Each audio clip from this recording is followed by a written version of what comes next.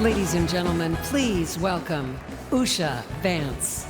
U-Usha Vance wazalelwa eCalifornia ngomnyaka ka-1986 njalo abazali bakhe babevela e-India. Uligqwetha elafunda eYale njalo wake wasebenza labahluleli be-Supreme Court ababili. Wahlangana lomkakhe esikolo samagqwetha njalo bachata ngomnyaka ka-2014 baba labantwana abathathu. Ukusukela ngesikhathi umkakhe ephiwa isikhundla somsekeli kamongameli ulokhu engakhulumi kakhulu. It is my great privilege to introduce my husband and the next Vice President of the United States, J.D. Vance. Ngizwa ngilenjabulo enkulu ukulazisa umyeni wami njalo engumsekeli kamongameli welemelika olandelayo, uJD Vance. Owake wasebenza lamakhosikazi abaholi bemelika eWhite House uAnita McBride uthi umkamsekeli kamongameli ungumuntu oyisibonelo esihle kwabanengi.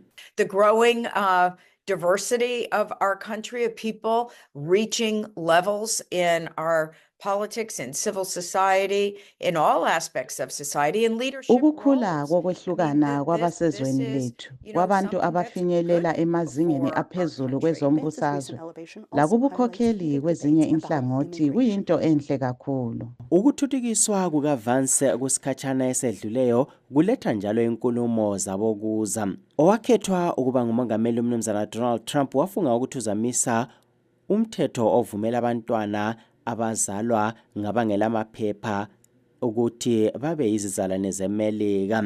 uTrump wathi uzakwenza ukuthi umthetho uguqulwe ukuze umntwana abe yisizalwane nxa umzali oyedwa eyisizalwane kumbe lamaphepha amvumela ukuhlala emelika okwempilo yakhe yonke. Going forward, the future children of illegal aliens will not receive automatic U.S. citizenship. Sisiya phambili abantwana babokuza abangelamaphepha abazalelwa kuleli abasoze babe yizizalwane zemelika. uVance ungena esikhundleni lesi kulokufuthelana kubasekeli bakaTrump ngodaba levisa yezisebenzi zohlonzi lwaphezulu e-H1B esetshenziswa kakhulu ngabantu abavela e-India. Laloba udaba lokuthi abazalelwe kuleli belabazali abangelamaphepha bengabi yizizalwane lukhangelelwe ukuba luzamiswa ngumthetho, abasola uTrump bathi lokhu kuza kuba nzima. Unkosikazi Vance emelika kabhekwa njengomuntu omhlophe njalo umkakhe wavuma ukuthi lokhu kuludubo kwezinye izizalwane zemelika.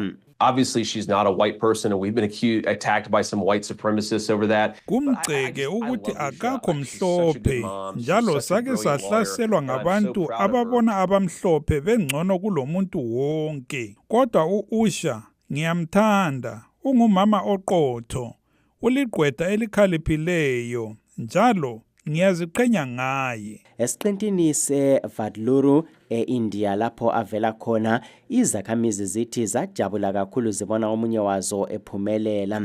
Unkosikazi Vance ulandela ukholo lwesiHindu laloba umkakhe ngokholo lweRoma.